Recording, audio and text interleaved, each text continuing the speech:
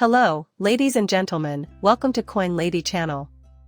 As with the great bulk of crypto and money, we will be discussing Ripple and XRP today. Therefore, let's jump right into this tweet from Medico. Okay, yesterday morning I came upon this. In addition, the NASDAQ, Ripple, and Medico are all showing signs of weakness. This is a huge announcement, as NASDAQ has basically congratulated Ripple on their purchase of Medica. It was a topic we discussed at length. In addition, I saw that Cowboy Crypto published an article regarding the market capitalization of cryptocurrencies, and in a moment, I'll share some thoughts on the topic with you. But then a lot of people started wondering if this was fake, which I thought was kind of odd since the real Medico tweeted it and the NASDAQ and Ripple were tagged in it. On Twitter, we've seen both Brad Garland's house and Ripple's account like this tweet, which is, like, people calling this fake is just wild to me, and it does prove just how many haters that are outside of the Ripple, box, if you will. I think that a lot of people are sitting here speculating and hating on Ripple and XRP all day long, trying to make up their own idea around it. Simply said, I find that ridiculous. It's not hard to do some research and figure out that this is not a hoax. Actually, that's the case. What possible reason could there be for it not to be real? The purchase price was a massive $250 million. Furthermore, we are aware that NASDAQ will be introducing a cryptocurrency custody service before the end of the second quarter. Since I consider it to be rather significant, I've been keeping tabs on this story for a while now. I've touched on the topic before. It's on par with Ripple's intended changes to Medico. Because of the outsized role that cryptocurrencies will play in the future of banking and financial technology, Ripple is clearly striving to become a crypto infrastructure player. But it did have a lot of people talking about the IPO and making predictions. CoinMarketCap NASDAQ regulations did not alert us to the fact that the Medico acquisition by Ripple was a precursor to an initial public offering. Given NASDAQ's long history of supporting innovative technology businesses, it seems to reason that the publication's readers would appreciate its acknowledgement of Ripple Labs, a fintech firm harnessing blockchain to shake up the payments industry. Ripple has been thinking about taking the company public through an IPO for a while now. The current legal battle between the company and the U.S. Securities and Exchange Commission has, unsurprisingly, kept the discussion of these intentions out of the spotlight as of late. If Ripple were to go public at this time, the NASDAQ's approval of its most recent approach to business may encourage investors to think about the company's bourse. Is there a connection between the case and the launch of the Ripple network, in the sense of an initial public offering? It's anyone's guess, really. I'm curious about the possibility that Ripple may have covered the costs of this whole endeavor. We have no idea if this was a payment or not. We have no idea what is happening. We're well aware that Ripple has a large marketing push around the slogan, "Crypto means business." This was the primary focus of our efforts for a considerable amount of time. I believe the purchase of Medico is a precursor to more widespread institutionalization of their services. Moreover, we must let you know that, like, Ripple has been involved in the institutional space for so long, dating back to, like, the inception essentially, of Ripple, even with the XRP ledger and XRP itself, and that institutions have loved what Ripple has been doing around crypto and around payments and things like that. So, the meaning of this is unclear. It might even be nothing at all. Not saying that a settlement is happening, but the recent NASDAQ congratulation towards Medical and Ripple got me thinking. Ripple said that they will explore an IPO after the SEC case ends. Are they preparing for settlement, or when I believe someone stated they can't IPO if they lose, but I could be wrong. Once again, this has gotten me to muse, and musing is good for you and all. No, we shouldn't make statements like, hey, I think Ripple is about to IPO, or I think the case is about to end. The only way I know of to invest in Ripple is through LinkedIn, and I haven't looked into it in a while, but I do know that that was their overall idea going all the way back to May of 2020. BTC crypto firm Ripple will explore IPO after SEC lawsuit ends. The SEC claims that the Ripple Garland House and its executive chairman, Chris Larsen, sold XRP in violation of federal securities laws. Garland home, he made these remarks while the market value of cryptocurrencies dropped by billions of dollars. CNBC's scaremongering aside, I believe at Ripple to have many ambitious objectives, some of which may have been delayed due to the SEC case. The growth of on-demand liquidity and Ripple services in the United States is a significant development. Honestly, I don't give a hoot when this issue is finally resolved. In fact, I've got to be honest and say that I'm not really that interested in the case itself. Many individuals have, told me that the case is very important. And I agree, but we have no idea when this matter will be resolved. I'm not a lawyer, I'm not very interested in the legal field. Personally, I pay attention to what Johnny Deaton, Jeremy Hogan, and a few others have to say, but everyone is watching the judge to see what he or she will do next. Until then, it's just a bunch of noise. We could spend all day speculating about when this case would end, but the truth is that nobody really knows. However, the private ledger has also generated some chatter on social media platform Twitter. And you're probably aware of the CBDCs and other initiatives that Ripple is launching using XRP. But he's AT from the crypto world. Ripple removed the private ledger's corrective slash from the 2023 value report, along with the number of POC members and the POC's live stuff. And now, using blockchain technology, the Republic of Palau and the cryptocurrency exchange Ripple are piloting a stable coin tethered to the US dollar. It's encouraging to see that they based their stable coin on the XRP ledger, the first major blockchain to be carbon neutral using its native digital asset XRP, which was designed specifically for financial transactions and doesn't necessitate mining to deliver a quick, cheap, and environmentally friendly payment system. I really appreciate this change. Whether on a private ledger or a public ledger, many people are confused about XRP's potential applications and use cases. And it's not rocket science, is it? I've got the paperwork over here somewhere. This information comes directly from parliament.uk. A question was asked about cannabidiol, CBDCs in the UK and the general structure of a digital pound. And a few things were explained by Ripple in this context. This is a document from October of 2021, however the first thing that stood out to me was at the very end. Therefore, it's still relevant today. To guarantee the greatest possible benefit from any given CBDC, a public-private partnership strategy is required. To get the most out of a CBDC, they should follow these guidelines.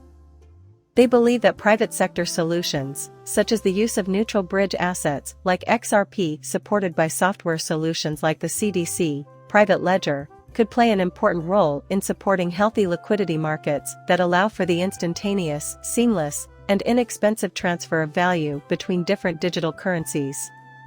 This would make the trading of less liquid digital currency pairs possible and boost competition by decreasing barriers to entry. The best chance to create value-adding services with minimal interference from middlemen is offered by an open platform strategy that brings together the expertise and investment of multiple stakeholders, including private sector enterprises, governments, and academia. They hope that by maintaining XRP's original use case positioning and perhaps even suggesting it as a bridge asset, healthy liquidity will be supported, liquidity will be supplied, and frictionless and cost-effective value movement transactions will ensue. More competition will emerge as a result of lower entry barriers for new and small market participants made possible by real-time monetary settlements, which will also facilitate the trading of less liquid digital money pairings. I mean, this is really major. Again, this demonstrates that XRP will be used in the future. In addition, on May 8, this feature of central bank digital money was introduced by Ripple. I warned you all to keep a watch on James Wallace, and now he sent us a message. Around the CBDCs, he is a major player. As his 2023 predictions play out, we can see that central bank support for digital currencies is rapidly expanding. In a recent report, Juniper Research predicts that the value of digital currencies issued by central banks around the world will skyrocket from $100 million in 2018 to $213 billion in 2030. And I think a lot of folks were thinking, this is a tiny assessment. I believe this may be more extensive than we currently realize. Right? In the same way, we can't predict how quickly people will start using VCs. So, this appears to be at least partially plausible. This rapid expansion and widespread use of CDCs is anticipated for one simple reason: CBDCs provide consumers, businesses, and governments with access to central bank-backed digital money. Now, I've already stated that CBDCs aren't my cup of tea. In fact, I asked people's opinions on CBDCs in a tweet. I asked, how do you feel about CBD? Because I know that different people have different opinions on the subject. You have to keep in mind that CBDCs are just like, this is no different than money today. Like money controls everything, society is governed by money the way it is, and yet many people still believe that CBDC is our complete and utter control of your everyday life. Also, take a look at technology, at your gadget. Phones of days govern society more than ever before. I dine at restaurants. Most individuals, can't even put down their phones to spend time with family and friends. Personally, I believe that many other factors outside monetary value contribute to power in the world. Although I can appreciate the worries expressed here. Even though there are ongoing debates about digital currency, privacy, and fear of government overreach, the regulation and adoption of CBDCs and stable coins continues to accelerate. While I have my own reservations about CBDCs, I do think that private technology like what Ripple is providing here is crucial to have privacy retained and to make sure and ensure that the retail sector is protected against, this overreach of control ODC. In addition, several prime examples of central banks plotting CBDC programs are provided below. The Brazilian Central Bank is prepared to implement the CDC in 2024. And many of these are already collaborating with the Ripple CDC. We are aware of the significant splash Ripple has made in Brazil. While Montenegro's central bank has just announced a CBDC pilot project with Ripple, the Bank of England appears to be pressing forward with the work on a digital pound, as demonstrated by job advertisements with CBDC-related names. Keep in mind that Ripple has long been a source of information about TDCS in the United Kingdom. And they even mentioned how they could provide a real-time gross settlement system similar to the RTGS system that they have over there, or at least upgrade and allow for the RTGS system to be a lot more efficient through the use of Ripple solutions with XRP, which could be huge because XRP has value and adoption. To facilitate international trade, the Digital Currency Monetary Authority has introduced the Universal Monetary Unit, which has led some to believe it will eventually replace XRP. In order to track crypto asset movements, stop money laundering, and provide consumer protection, the European Union Parliament just approved the first EU legislation. The new regulations create a standardized legal framework for trading crypto assets across the European Union. Don't forget that crypto transactions, like many others, can be followed and traced. I think it's appropriate to call him Zach XBT. He has spent a great deal of time investigating crypto-related fraud.